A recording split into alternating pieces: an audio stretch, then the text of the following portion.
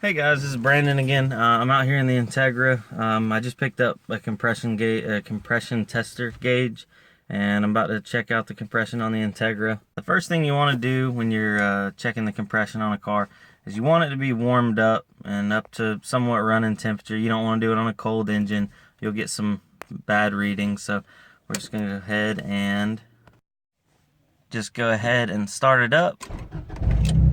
And we'll let it idle up and let that temperature come up. And once the temperature gets up, I'll show you what we need to do out there. What we need to do is pull the fuse for the fuel pump and pull the wire off the distributor. So that cuts the spark going to the cylinder, and that cuts the fuel going to the cylinder. And then we can take the spark plug out, put the compression tester in, and test each cylinder one at a time.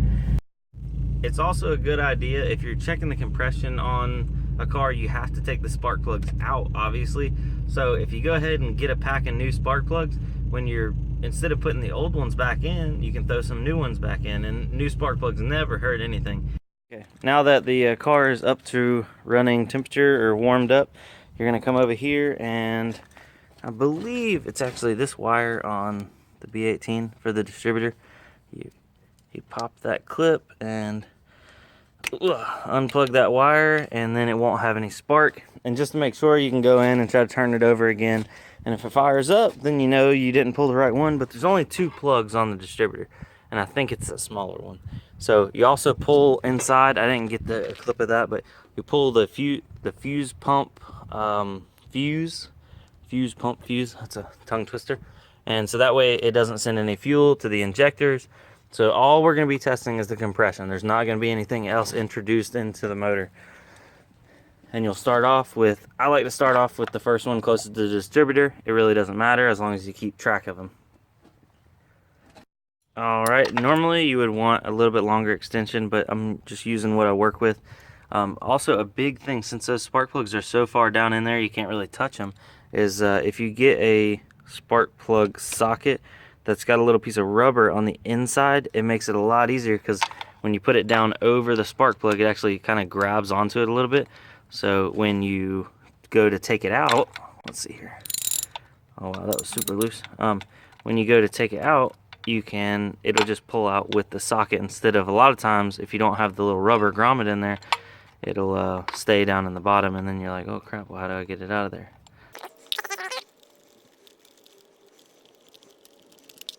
And boom, see, it holds onto it. Ooh, uh-oh, we may have a problem there. Looks like, can't really tell, but oil, yeah, whoo, that don't look good. But anyway, I'm still gonna test it, and I might not put the new plugs back in here, actually, because I don't want to just ruin them. But yeah, there may be more to this story than I thought. Alright, and now here is the actual gauge, the compression gauge. This is made by Actron. That's the name brand. These are just the cheap ones in Advanced Auto Parts. I think it was like $25. It comes with the line. This side goes into the gauge. This threaded side goes down in here to the hole. It's a little tricky to kind of get it lined up, and then you kind of twist it in. It's really hard just with one hand. And then, yep, I think it grabbed on. And you just kind of twist it. And if you get it like a good hand wrench or hand tight, that should be plenty. Ugh, like that. And then go ahead and clip it onto the gauge. Whoa.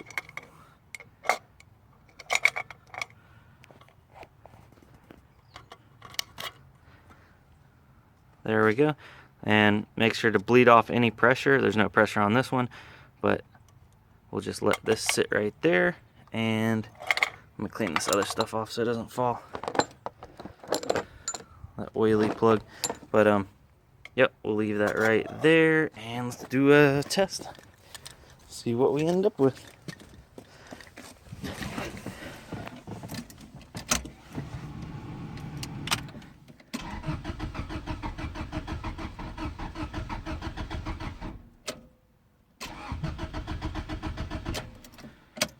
Alright, I don't know why it stopped right there, but I like to do it for about 10 seconds or 10 revolutions and see what we got. 150, huh? Well, let's I'm gonna take a picture of that. And that is cylinder 1. Let's see how the others compare. Alright, I just want to get a shot of this one coming out because that last one was so wet. And this one's not wet, but it's definitely running super rich. Look at all that black, all that corrosion and stuff. Okay, let's set this aside.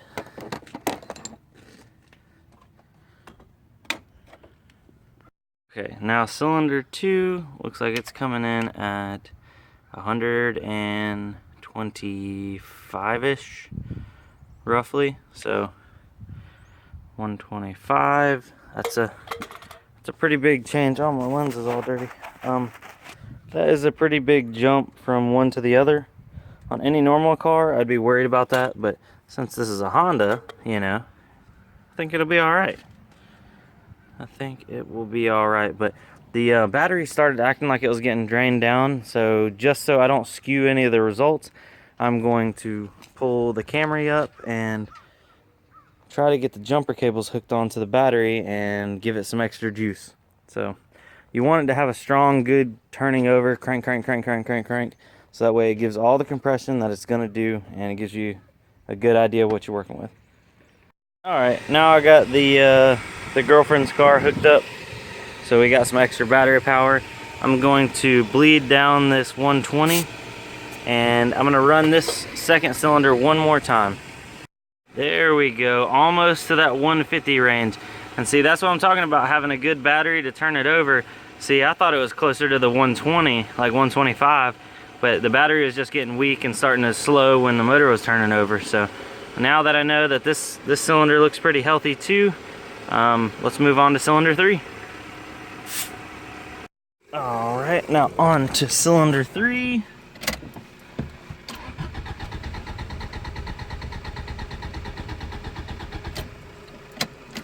Let's see what we ended up with on this one.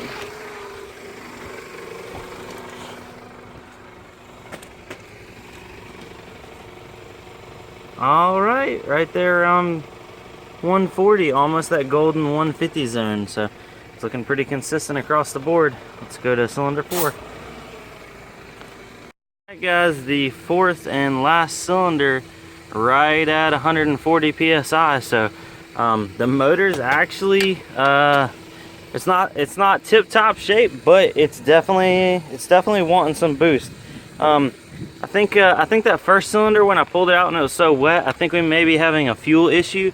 So I may run down to my tuner and bring the ECU and see if he can map out a stock base map for a set of those 550cc injectors, and I may just swap those injectors into here. I was thinking about swapping one to the, cylinder to cylinder and see if it, the problem moves, but I already got injectors, might as well throw them in and just avoid that whole situation, try to knock that out. So it's not really like I'm wasting money on parts because I already have it. But I think we're actually good to go. So I'm super stoked about that. I'm gonna pull this tester out of here, fire it up, and maybe go make a couple runs around the block and just see how it's running. But we definitely have still a little issue. Not out of the woods yet, but we're on the way to boost. On the way to boost. I'm really excited. So just stay tuned, like, comment, if you have any questions or anything, and subscribe if you want to see more, because this is just another step along the way of doing a little bit of turbo boost setup. So thanks for watching, guys. Alright guys, I just got back inside after doing the compression test, and it looked like everything was pretty much from 150 psi on cylinder 1, and then they went down, and cylinder 2 through 4 were like 145 to 140. So good enough. But I was checking online to see like the minimum recommended and like normal operating compression ratios. I mean, that's enough for me. I'm gonna run it. I'm gonna boost it. The boost will make up for some compression, definitely, but checking online, the official, Wikipedia, because that tells everything. Normal, like I guess rolling off the factory, brand new, 20 years ago, is 199 psi on a 94 B18 B1. So we're definitely lost some compression from there, but it says minimum 135. So we're over the minimum. That means we can boost it. And it said, and they're saying maximum variance between cylinders should be less than 25 to 28 psi. We actually don't have a lot of variance between the cylinders. They all wore down and all lost a good amount of compression over the years. So I guess that's a good thing, and we'll just keep rolling on with it. Thanks for watching, guys, and I'll see you on the next one.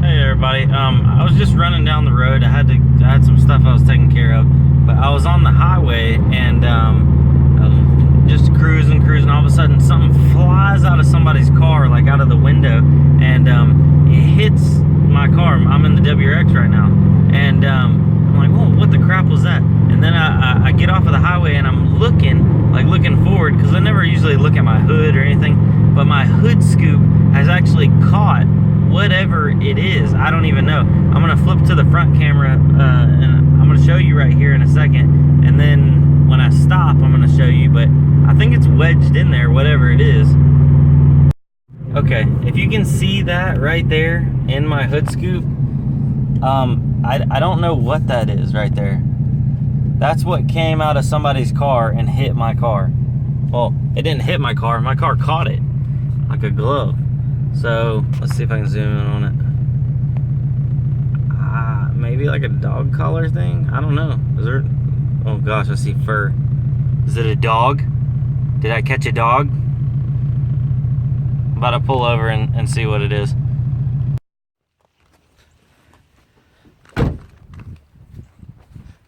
What the heck is that?